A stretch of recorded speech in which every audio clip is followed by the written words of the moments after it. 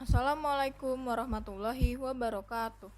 Kami dari kelompok 14 akan menjelaskan identifikasi isu dan permasalahan dalam perencanaan pesisir dan pulau-pulau kecil berdasarkan studi kasus. Kelompok 14 terdiri dari 3 anggota, yaitu Dewi Maulidia dengan NRP 1026, Farkana Aska dengan NRP 1034, dan Amanda Palupi dengan NRP 1045. Kelompok 14 akan menjelaskan definisi isu permasalahan dalam perencanaan wilayah pesisir dan pulau-pulau kecil dan studi kasus tingkat pencemaran perairan ditinjau dari pemanfaatan ruang di wilayah pesisir Kota Cilegon. Definisi: perencanaan adalah suatu proses untuk menentukan tindakan masa depan yang tepat melalui urutan pilihan dengan memperhitungkan sumber daya pesisir dan pulau-pulau kecil yang tersedia. Wilayah pesisir adalah daerah peralihan antara ekosistem darat dan laut yang dipengaruhi oleh perubahan di darat dan di laut. Pulau kecil adalah pulau yang luasnya lebih kecil atau sama dengan 2000 km persegi beserta kesatuan ekosistemnya.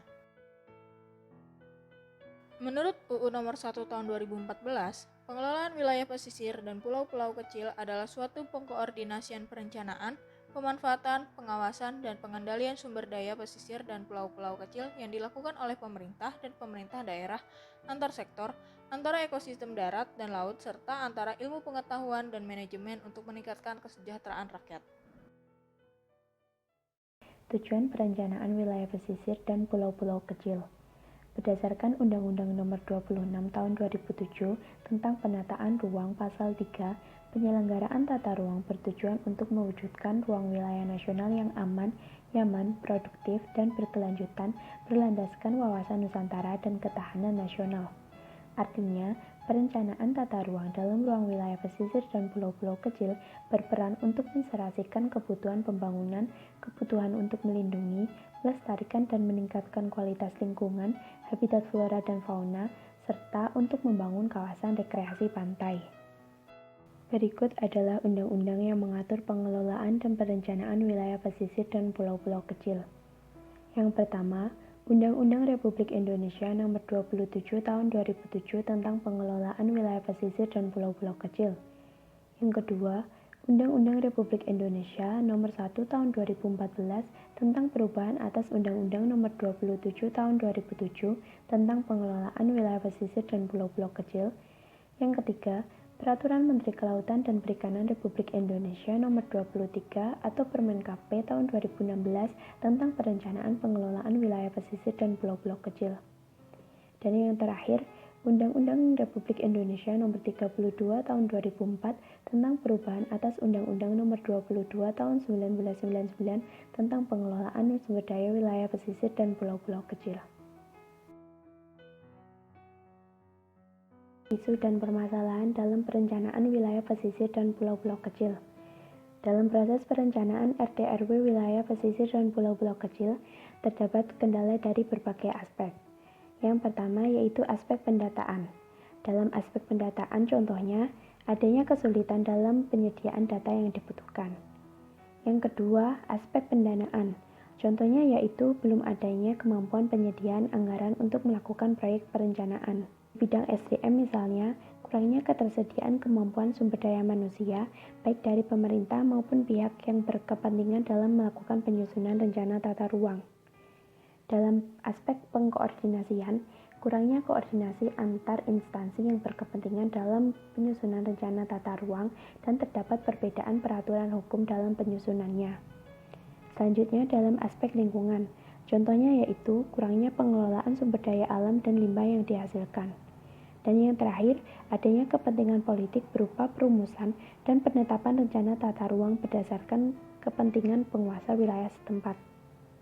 Bab selanjutnya yaitu isu dan permasalahan di wilayah pesisir dan pulau-pulau kecil. Terdapat 15 isu strategis yang perlu diperhatikan yang ada di wilayah pesisir dan pulau-pulau kecil. Yang pertama, integrasi penataan ruang. Yang kedua, mitigasi bencana dan adaptasi perubahan iklim global.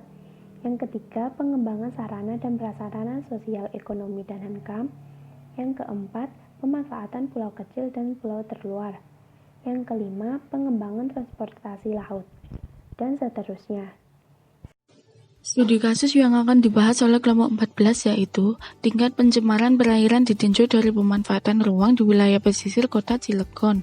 Identifikasi masalah menurut dari sudut pandang pengelolaan pesisir dan lautan terpadu.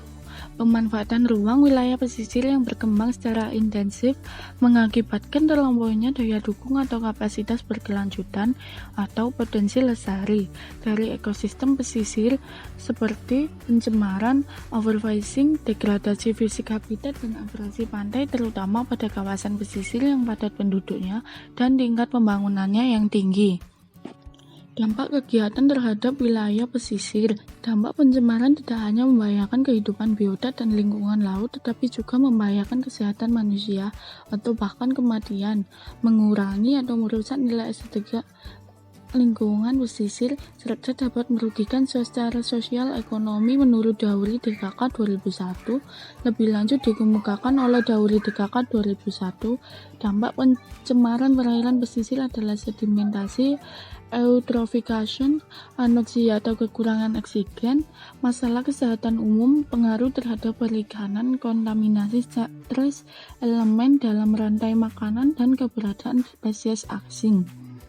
Dalam penataan ruang yang berkaitan dengan wilayah pesisir dan daerah aliran sungai atau DAS, perlu diperhatikan keterkaitan antara pola penggunaan ruang dengan runoff sungai yang berhilir di pantai.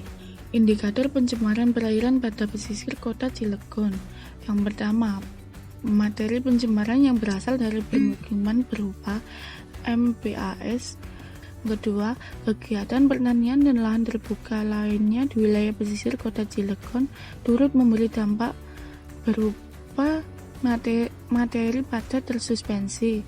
Yang ketiga, umumnya keberadaan industri terletak pada kawasan pantai Kota Cilegon. Baku mutu air laut. Kriteria baku mutu air laut Kota Cilegon didasarkan pada SK Wali Kota Cilegon nomor 6 2005. Pengendalian pencemaran perairan pesisir yang bersumber dari kegiatan permukiman. Perlu adanya kebijakan atau rencana tindak pada rencana pemanfaatan ruang berdasarkan RT/RW, khususnya kebijakan prasarana air limbah. Pengendalian pencemaran perairan pesisir harus segera ditangani berkaitan dengan pemanfaatan ruang. Maka perlu adanya kebijakan prasarana pengelolaan limbah pada kawasan permukiman, khususnya pada permukiman padat di wilayah pesisir. Pengendalian pencemaran perairan pesisir yang bersumber dari kegiatan pertanian. Di daerah pengembangan daerah pertanian di wilayah pesisir, perlu disisakan lahan kosong sepanjang aliran sungai dan perairan pesisir sebagai zona penyangga. Pengendalian pencemaran perairan pesisir yang bersumber dari kegiatan industri. Kualitas materi pencemar perairan pesisir yang berasal dari kegiatan industri tergantung pada volume limbah dan frekuensi pembuangan limbah. Pada aktivitas pembuangan limbah ke lingkungan pesisir, jenis limbah yang dibuang tidak boleh bersifat B3, tetapi jenis limbah yang dapat diuraikan di alam. Kesimpulan dari studi kasus tersebut yaitu, pencemaran di wilayah pesisir Kota Cilegon sudah berada di ambang batas baku mutu air laut bagi kehidupan biota laut. Hal ini sangat disayangkan karena di wilayah pesisir Kota Cilegon terdapat keragaman ekosistem yang dapat menunjang sektor perikanan tangkap. Dalam pelaksanaan pengendalian pencemaran pesisir pada RT/RW Kota Cilegon, kebijakan prasarana limbah lebih difokuskan pada prasarana air limbah yang berasal dari industri. Thank you. Thank you. You're welcome.